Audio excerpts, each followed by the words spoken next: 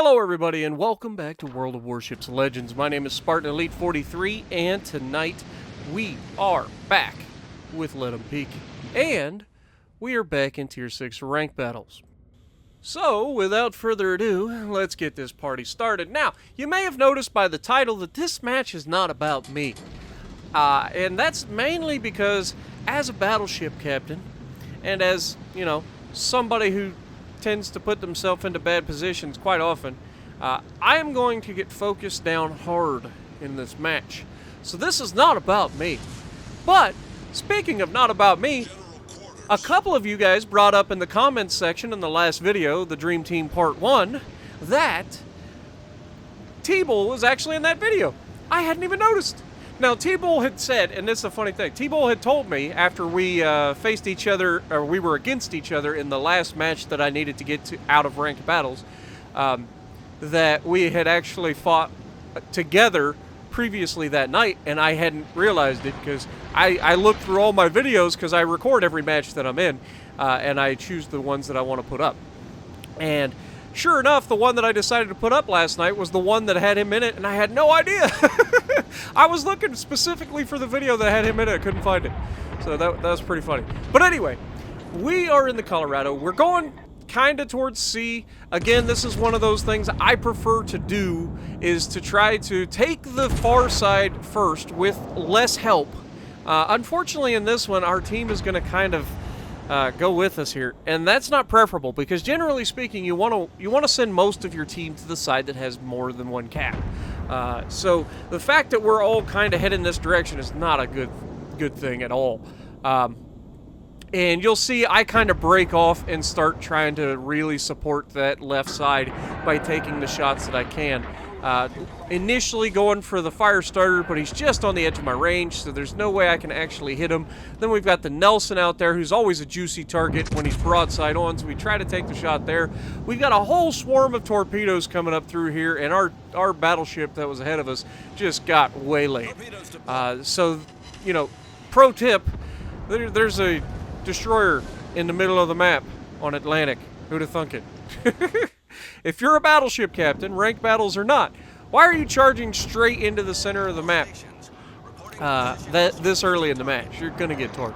And our hood gets taken out by the Colorado after he ate a mess of torpedoes. And now I say that, and then I'm immediately following in his footsteps.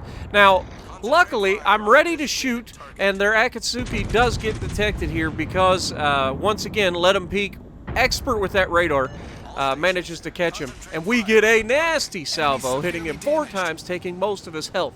Unfortunately, we weren't able to do enough to get him off the board early in this one, and he is going to be the one wrench in my plan here. I have no choice but to pay attention to him, and that is going to limit my effectiveness versus the rest of their team. And worse than that, because he's here, he's going to keep me spotted for the rest of his team to focus down. Now, obviously, there are torpedoes in the water. We knew that was going to be a thing, so no problem avoiding these. I don't think they were meant for us, or maybe they were, but we changed course early enough to avoid it with, I think, Peak throwing up his hydro, if I had to guess, because those were spotted pretty early. So I doubt that I spotted him. It was most likely Peak. But we're going to put ourselves into a position to potentially finish off this Akatsuki. I was kind of moving forward. I didn't want to rush him because there's just no way that a battleship survives chasing down an Akatsuki, especially when the Akatsuki's entire team is out there, and you can see I am just getting pummeled. There's not a whole lot I can do in a battleship where I'm constantly spotted and their entire team is firing at me. So definitely not a good position to be in right now. If I was smarter, I would be a little bit further behind the island, protecting myself from the majority of the team. I've always preached in these games that you need to limit who can shoot you. That is #1 priority in your gameplay, especially as a battleship captain, because you're going to be detected the entire game. Limit who can shoot you. When you don't do that, you're going to lose hard. And this is a, proof positive of that situation, because we are actually putting ourselves in a position to lose hard. And it's our own fault. We have nobody to blame except ourselves. We're the one to put ourselves in a bad position. Now, we get very, very unfortunate with that salvo against the shores. That shores should have died. Russian cruisers versus battleships almost always end in tears for the cruiser. I don't know why. That's the way it generally happens. And he has put himself in a prime position to be deleted by either me or Peak. Peak is right there next to me. He is fully capable of absolutely obliterating him. But because we changed direction once again, we are able to absolutely troll this Akatsuki. Now, we are trying to turn right now. We are trying to get our nose out of the way. Are we going to make it? Yeah, we're good. So we managed once again to dodge the torpedoes of the Akatsuki. Well done. There's a destroyer there. It's time to expect it. Speaking of destroyers, hello, Bliskowica. Or Polish Lightning, as we'll call it. Now, he is being targeted heavily. And I'm like, okay, I don't need to shoot at him because my team is obviously going to kill him. And the shores is about to pop. Unfortunately, I fire the shot over the mountain thinking he's going to keep pulling up. And he stops dead in his tracks and starts reversing. And we hit the top of the mountain, it looks like. So I don't know if we would have hit him anyway. But notice that I have, put some distance between me and the bad guys. That is effectively limiting who can shoot me, because as the Colorado, I have probably the longest range, other than maybe the Russian cruiser who's behind the island over there. I have arguably the longest range in this contest right now. So putting myself further away is a good thing. It keeps me alive. I got 40,000 hit points. I've managed to survive putting myself in a stupid position early. More than I can say for that Gnezno over there who's about to eat. No, maybe not. Maybe he got away with it. The guy, Gnezno definitely maybe just got away with that. But you can see the enemy has 2 caps. We are losing on points because of it. We need to make something happen. Now, we do have C. We have secured this side of the map, which is good. But now I'm putting myself right back in the stupid position that I was just in 2.5 minutes ago, where I was being pummeled by the entire enemy team. And this is one of those times where you think about things in retrospect. I'm looking at this and I am getting furious with myself for doing this, because I got so tunnel visioned on the shores trying to get rid of him, because I know with him gone, our destroyers can run rampant on the enemy team. And it is imperative that I get rid of this cruiser. And unfortunately, we are getting the worst RNG ever trying to hit him over the top of that little island. He is fully capable of being hit right now, and unfortunately the game is just like, sorry, sunshine, you're not going to be able to hit him today. And now we've got more torpedoes in the water. Guess what? He's still sitting in the same spot, dummy! Why are you charging forward into a bunch of torpedoes that you know are already going to be there? Now, I said that this was not about me, and by now you're probably going, well, Spartan, if it's not about you, oh, turn too far, you nub. You nub. Yep, caught it right on the hip. Right on the hip. That is ultimately going to be my undoing. I overturn my battleship to avoid the torpedoes and end up taking one, and then I get absolutely punished by what can only be assumed was the Nelson hitting me with that 16-inch guns of his. But I get another shot off at the shores, and I finally get rid of the shores, thus making possible what's about to unfold in this match.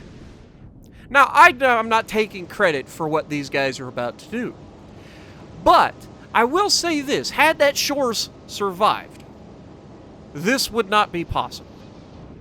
So hopefully you guys enjoy. This one is going to be a doozy. Now, right now, speaking of shores, Let 'em Peak is in trouble. He has a lot of folks shooting a lot of angry shells at his very squishy Russian cruiser. So he needs to get his booty away from being the only thing being detected. And he's going to do just that. But notice on the map right now, our destroyer has just taken A, which means we are now outpacing the enemy in score, even though we are shorter on ships and they already had a points lead. But because we have 2 caps and they only have 1, that means we're going to start to catch up. And there is still plenty of time left in this match for that to be a thing. Especially now that their Akatsuki's gone, because now Oh my god, it is an absolute dream. Oh my god. Peak, get out of there, man. What are you doing? Good god. But it is an absolute dream scenario for a destroyer player. It is a domination. You have multiple caps, and there are only battleships against you, and they're in a very narrow area that they have to try to take a cap. This couldn't be better if you're a destroyer, ever. It could not be better. So, let's watch what happens when a couple of destroyer players who are in ranked battles have the dream scenario open up in front of them. On one side, we have Sloppy Pickle. I know, it's great. Sloppy Pickle is going to be throwing torpedoes in every direction known to man, and I don't think he lands a single one. I could be wrong. I'm giving him grief, but I was saying the same thing at the time. I say that he just obviously hit one torpedo. We watched it hit the ship. So he's hitting torpedoes, but I gave him grief because I was like, come on, man. How can you not hit any torpedoes?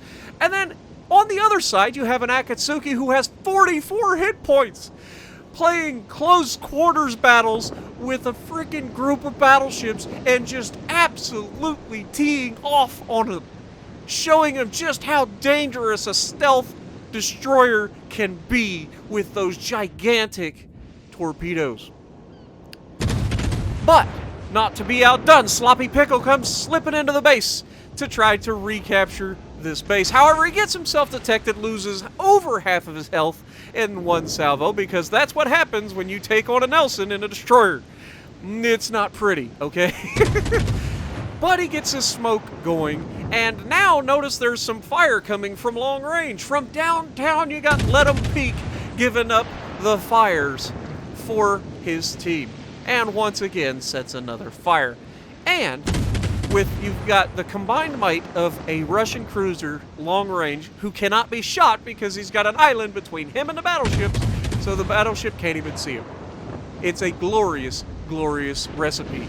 And down goes the Nelson. And what does that mean, guys? That means our team is now capturing another base. So even though our other destroyer with 44 health had to give up that cap, he has not given up on killing them. And he is continuing to absolutely pummel these battleships with his sloppy pickles, trailing slightly behind. And now that he is caught alone versus two Akatsukis and a Shores, this Colorado is not long for the... Or is it a Colorado? Or Scharnhorst? Scharnhorst is not long for this world. The Colorado just died. And there is just nothing he can do. He's being fired on by everybody except the guy that has 44 hit points, which is a proof that he has a brain if you didn't know already. So well done to Sloppy Pickle. Well done to Let 'em Peek. Well done to Akel. Yeah, Akel Teyas. I appreciate you. All three of you guys deserve all of the thumbs up. So make sure you guys, if you enjoyed this, punch the like button for them. Leave a comment below letting them all know just how awesome they are. And if you haven't already, subscribe to the channel. And as always, I will see you in the next video.